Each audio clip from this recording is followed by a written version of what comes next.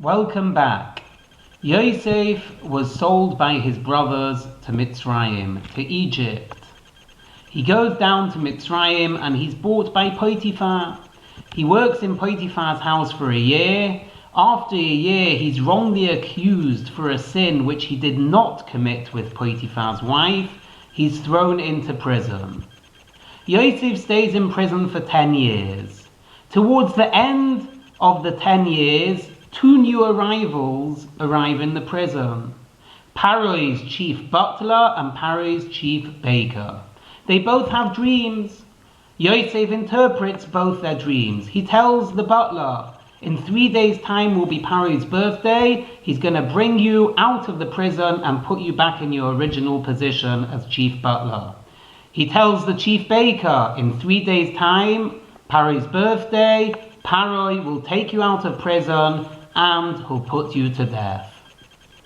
Yosef turns around to the butler and says, when Pharaoh does take you out of prison, and when he does reinstitute you in your original position, remember me, remind me to Pharaoh. The Pasuk tells us that 3 days later, this is what happened.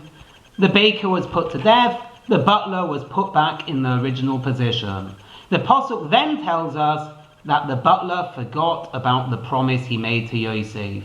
He did not remind Pharaoh about Yosef sitting in the prison. Rashi brings down from the Medrash, because Yosef trusted in the butler and not in Hashem, he was punished for another 2 years. He had to sit in prison. The question is, why such a harsh punishment?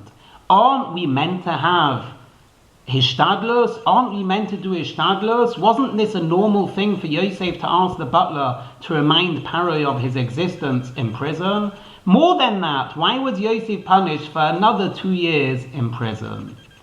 I was thinking as follows. If one examines the text a little bit closer, one will see something very interesting. Yosef tells the butler, when Pharaoh reinstitutes you in your position, remind Pharaoh of my existence.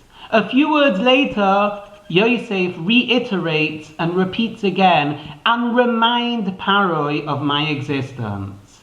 Maybe if Yosef would have done this once, that would have been called enough Hishtadlus. Since Yosef repeated himself, repeated the command, that was the problem. More than that, that showed that the first time that Yosef said to the butler, remind Pharaoh of my existence, he was also putting too much emphasis in the butler as opposed to in Hashem. Hardly coincidental, if you check the Pesukim that follow, it says in the Pasuk, the butler forgot of his promise. It then repeats, and the butler forgot Yosef. The Torah tells us the butler forgot twice. This is corresponding to the 2 times which Yosef said to the butler, remind Pharaoh of my existence. It goes without saying that that is why Yosef was punished for 2 years, 2 additional years in prison. Once would have been sufficient. By repeating the command a second time, he was showing that both times that he made the command, he was putting a drop too much emphasis on the butler and not on Hashem. Have a good Shabbos.